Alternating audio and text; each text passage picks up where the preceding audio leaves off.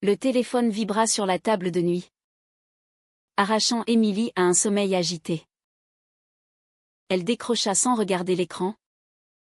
Mais la voix à l'autre bout la figea, c'était la mère de Claire. Hurlant que sa fille avait été retrouvée inanimée dans son appartement. Une boîte de pilules vide à ses côtés. Émilie lâcha le combiné. Le cœur en miettes. Réalisant en un éclair que son propre mensonge avait peut-être poussé Claire au bord du gouffre. Émilie se précipita hors de son lit. Enfila un manteau sur sa chemise de nuit et sauta dans sa voiture. Les rues de Paris défilaient dans un brouillard de larmes et de remords. Comment en était-elle arrivée là? Tout avait commencé 2 ans plus tôt, lors d'une conférence sur l'art contemporain à la Sorbonne. Émilie, alors étudiante en histoire de l'art, avait croisé le regard de Claire, une jeune professeure adjointe aux cheveux dorés et à l'assurance magnétique. Leur conversation sur les œuvres de Frida Kahlo avait duré des heures, se transformant en un dîner improvisé dans un bistrot du Marais. Dès ce soir-là, Émilie avait senti une connexion inédite. Claire, avec son franc-parler et son humour caustique, représentait tout ce qu'Émilie n'osait pas être, libre, assumée dans ses choix, y compris son orientation sexuelle. Émilie, issue d'une famille catholique conservatrice de la banlieue lyonnaise, avait toujours réprimé ses sentiments pour les femmes, se convainquant que c'était une phase passagère. Mais avec Claire, les barrières s'effondraient une à une. Leurs rendez-vous secrets devinrent des week-ends volés, des promenades le long de la Seine où elle se tenait la main à l'abri des regards. Pourtant, le poids de la famille d'Émilie planait comme une ombre. Sa mère, veuve et pieuse, ne cessait de lui rappeler l'importance du mariage traditionnel, de la stabilité.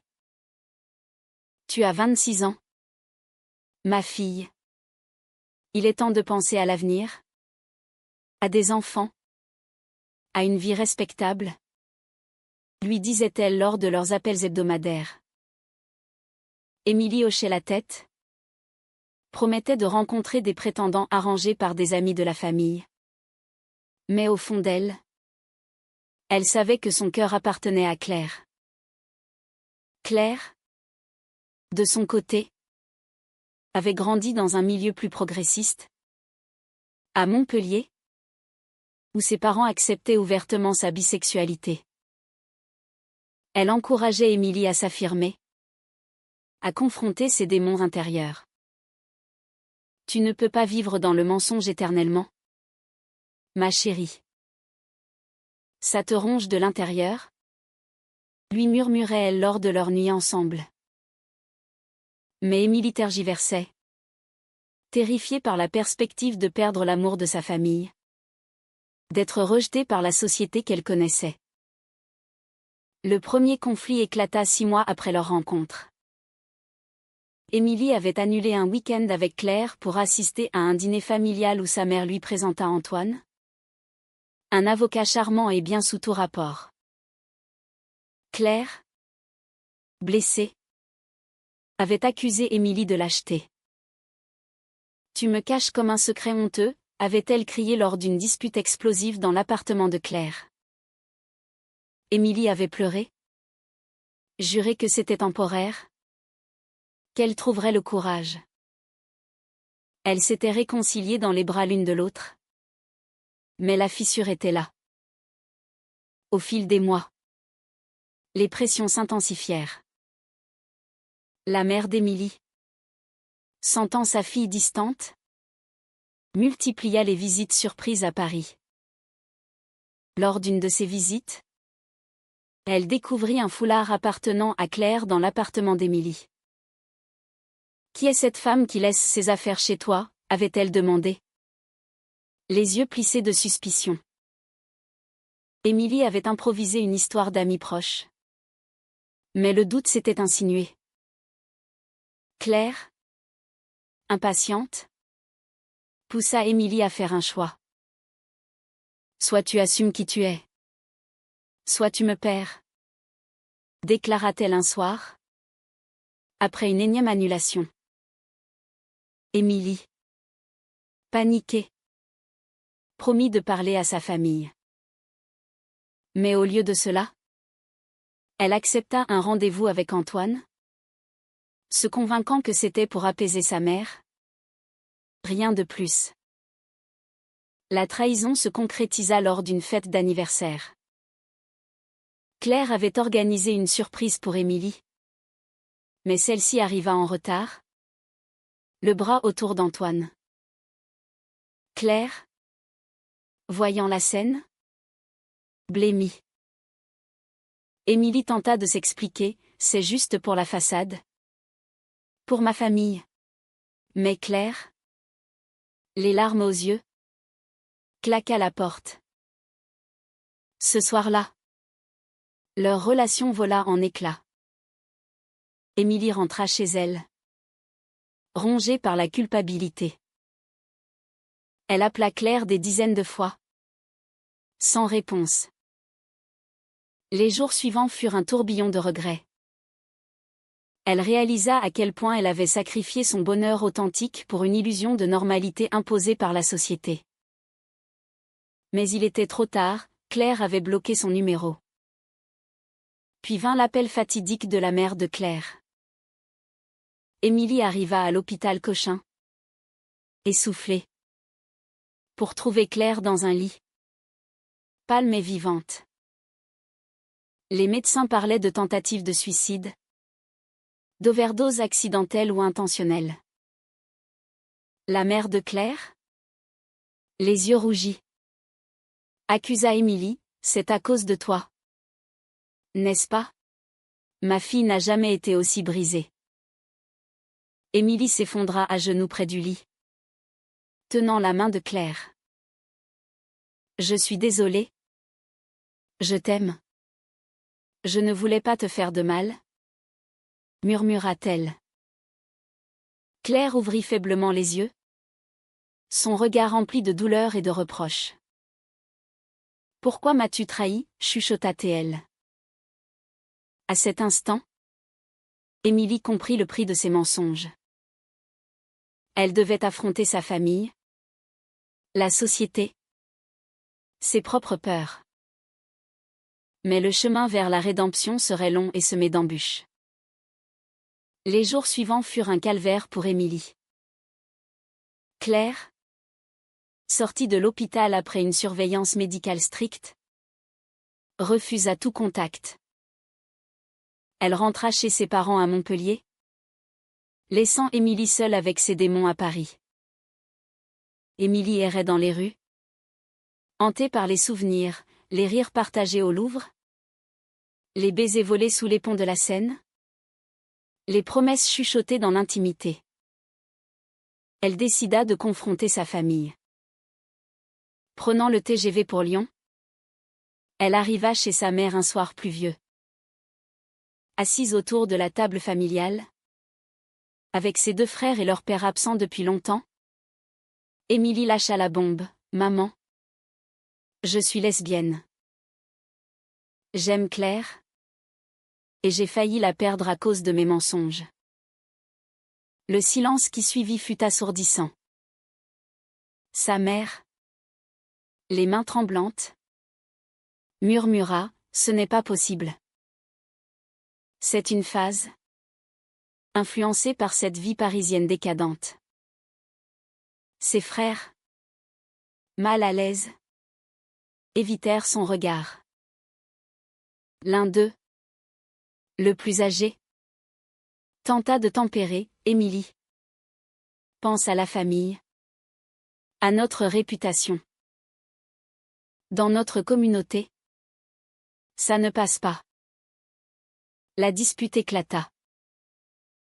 Sa mère invoqua la Bible, les traditions, le scandale potentiel. Tu nous déshonores. Comment oseras-tu te montrer à l'église, cria-t-elle. Émilie, les larmes coulant, défendit son amour. c'est qui je suis. Maman. Forcer un mariage avec Antoine serait un mensonge plus grand. Mais sa mère resta inflexible, menaçant de la renier si elle persistait.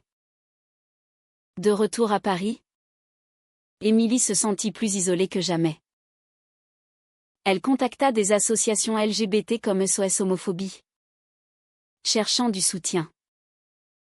Lors d'une réunion, elle rencontra d'autres femmes aux histoires similaires, rejet familial, discrimination au travail, luttes intérieures.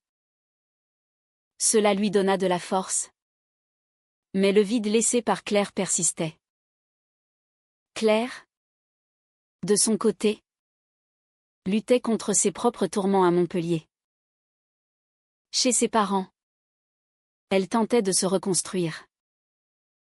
Sa mère, compréhensive, l'encourageait à parler. Tu mérites quelqu'un qui t'assume pleinement, ma chérie. Mais Claire ne pouvait oublier Émilie. Les nuits étaient hantées par des rêves de leur bonheur passé, mêlés à la douleur de la trahison. Un mois plus tard, Claire reçut une lettre d'Émilie. Dedans, Émilie décrivait sa confrontation familiale, ses regrets profonds et sa décision de vivre ouvertement. J'ai perdu ma famille pour toi. Mais je ne regrette rien si ça me permet de te reconquérir, écrivait-elle. Claire, touchée mais méfiante, répondit par un message laconique, prouve-le.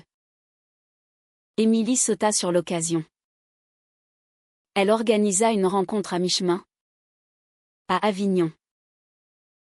Sous les remparts médiévaux, elles se retrouvèrent. L'atmosphère était tendue. Claire, les bras croisés, demanda des explications.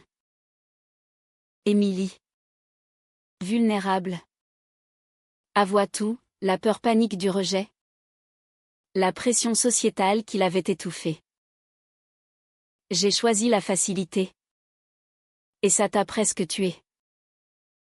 Je ne me le pardonnerai jamais. Claire, les yeux emplis de larmes, admit sa propre faiblesse. J'ai été impulsive, désespérée. Mais ta trahison m'a brisée. Elles parlèrent des heures, dénouant les nœuds de leur cœur. Une étincelle renaquit. Mais Claire posa une condition, pas de secret cette fois. Si on recommence, c'est en pleine lumière. De retour à Paris, elles reprirent leur relation avec prudence. Émilie affronta son entourage professionnel, révélant son orientation à ses collègues. Les réactions variaient, soutien de certains, regard en coin d'autres. La société française, bien que progressiste sur papier, gardait des poches de conservatisme. Mais les épreuves n'étaient pas finies. La mère d'Émilie, apprenant la réconciliation, envoya une lettre déchirante. Tu as choisi le péché. Ne reviens pas tant que tu n'as pas changé.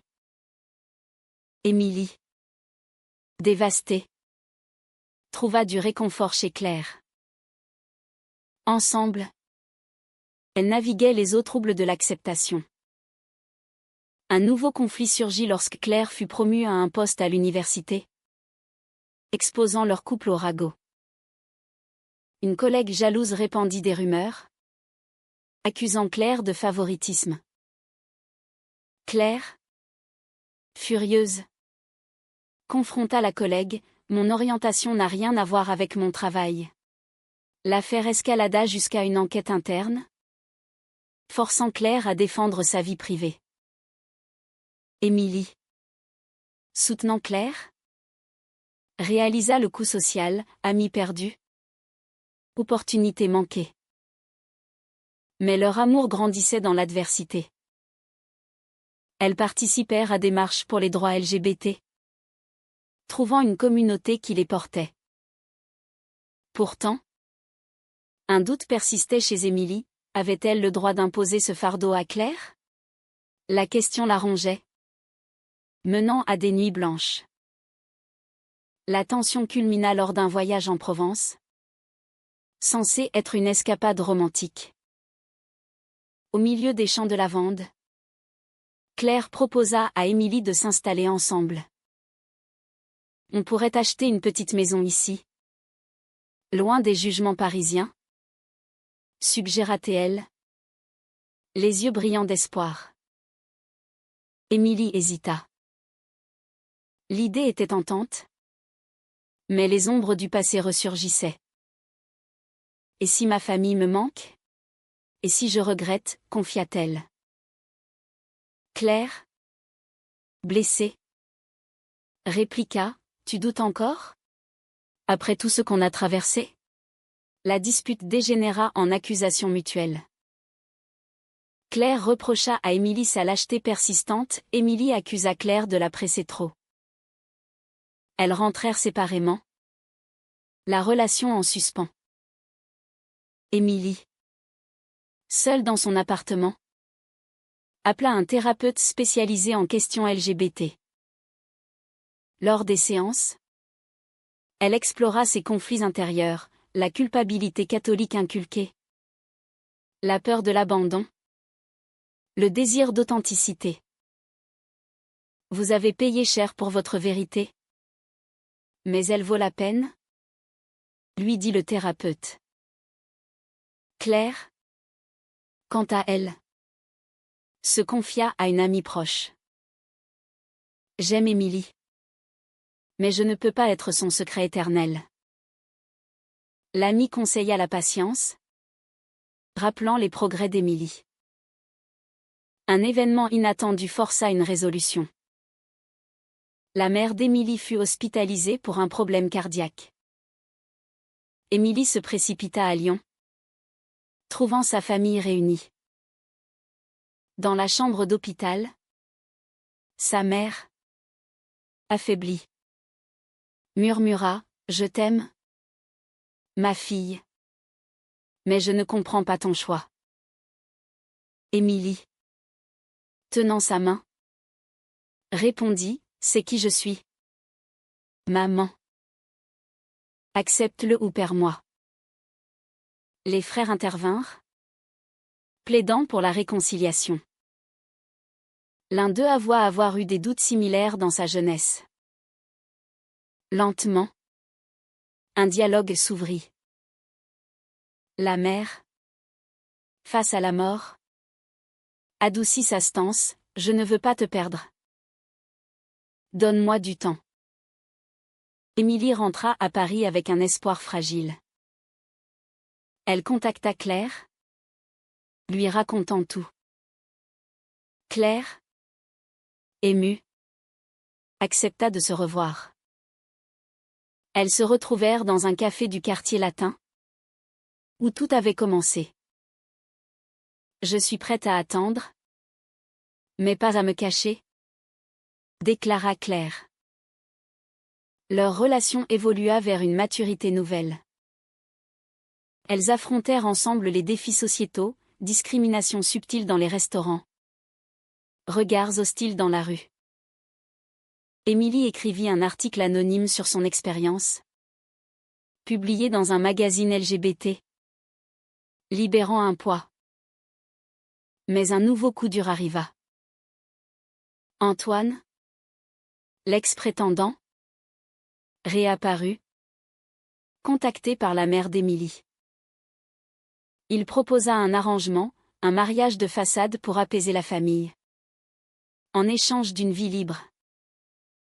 Émilie, tentée un instant par la facilité, rejeta l'idée avec horreur. Je ne trahirai plus jamais, se jura-t-elle. Claire, apprenant la proposition, explosa, comment as-tu pu seulement y penser? Émilie, en larmes, expliqua sa faiblesse momentanée. La confiance ébranlée. Elles traversèrent une période de séparation temporaire. Pendant ce temps, Émilie s'engagea plus deeply dans l'activisme, organisant des ateliers sur l'acceptation familiale. Elle rencontra des histoires pires que la sienne, jeunes chassés de chez eux. Violence physique. Cela la fortifia. Claire, de son côté, voyagea seule en Bretagne, réfléchissant à ses priorités. Elle réalisa que l'amour vrai valait les sacrifices, mais exigeait une réciprocité absolue. À son retour, elle confronta Émilie, choisit, une vie authentique avec moi. Ou le confort des illusions. Émilie, sans hésiter, répondit, toi. Toujours toi. Elles scellèrent leur engagement par un pacte symbolique, échangeant des anneaux simples lors d'une cérémonie privée au jardin des Tuileries. Pourtant, les pressions extérieures persistaient. Une loi controversée sur le mariage pour tous fut débattue au Parlement, ravivant les débats sociétaux. Leur couple devint un microcosme de ces luttes. Les mois suivants apportèrent une stabilité précaire. Émilie et Claire emménagèrent ensemble dans un appartement du 11e arrondissement. Un havre de paix au milieu du tumulte parisien. Elles adoptaient une routine, petit déjeuner tardif, promenade avec un chien adopté, soirée cinéma. Mais sous la surface, les cicatrices palpitaient. La mère d'Émilie, sortie de l'hôpital, tenta un rapprochement timide. Elle envoya des messages, posant des questions sur Claire. Émilie, prudente, répondit avec honnêteté. Lors d'une visite, la mère rencontra Claire pour la première fois. L'atmosphère fut tendue, mais polie. Vous semblez rendre ma fille heureuse, concéda la mère. Un pas géant pour elle. Claire, impressionnée par le courage d'Émilie, approfondit son soutien. Elle l'aida à naviguer les mœurs professionnelles, où Émilie fut promue conservatrice dans un musée. Mais des collègues conservateurs murmuraient, affectant sa confiance. Un scandale éclata lorsqu'une photo d'elle s'embrassant fut postée anonymement sur les réseaux sociaux. Provenant d'un ex-ami jaloux, elle déclencha un harcèlement en ligne. Claire, furieuse, porta plainte pour cyberharcèlement. L'enquête révéla l'auteur, menant à une confrontation judiciaire. Émilie, terrifiée, envisagea de se cacher à nouveau. Et si ça détruit nos carrières, demanda-t-elle. Claire, ferme, répondit, on affronte ça ensemble.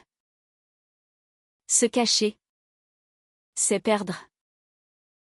Le procès, bien que mineur, attira l'attention médiatique. Des articles dans Le Monde et Libération dépeignirent leur histoire comme un symbole de résilience LGBT. Soutien afflua de la communauté, mais aussi haine de trolls anonymes. Au milieu de ce chaos, Émilie reçut une nouvelle dévastatrice, sa mère, influencée par des amis conservateurs, retira son soutien naissant. Je ne peux pas cautionner ça publiquement, écrivit-elle. Émilie, brisée, questionna ses choix, valait-il la peine de tout perdre pour l'amour? Claire, sentant le doute, organisa une retraite en Normandie. Sur les falaises d'Étretat, elles parlèrent à cœur ouvert. Claire partagea ses propres peurs, j'ai failli te perdre une fois, je ne supporterai pas une seconde trahison. Émilie, renforcée, affirma, je suis avec toi. Quoi qu'il en coûte. De retour, Elles renforcèrent leur réseau, amis loyaux, thérapeutes, activistes. Émilie écrivit un livre sur son parcours. Anonyme au début, mais qui gagna en popularité. Un tournant survint lors d'une manifestation pour les droits des femmes. Émilie y prit la parole, révélant son histoire. La foule applaudit, même sa mère, informée par un frère, envoya un message: « Je suis fière de ton courage, même si je ne comprends pas tout. » Claire, à ses côtés, murmura: « On y arrive. » Leur amour, forgé dans le feu, semblait invincible. Mais la vie réserva une ultime épreuve. Claire fut diagnostiquée avec une maladie auto-immune, nécessitant des traitements épuisants.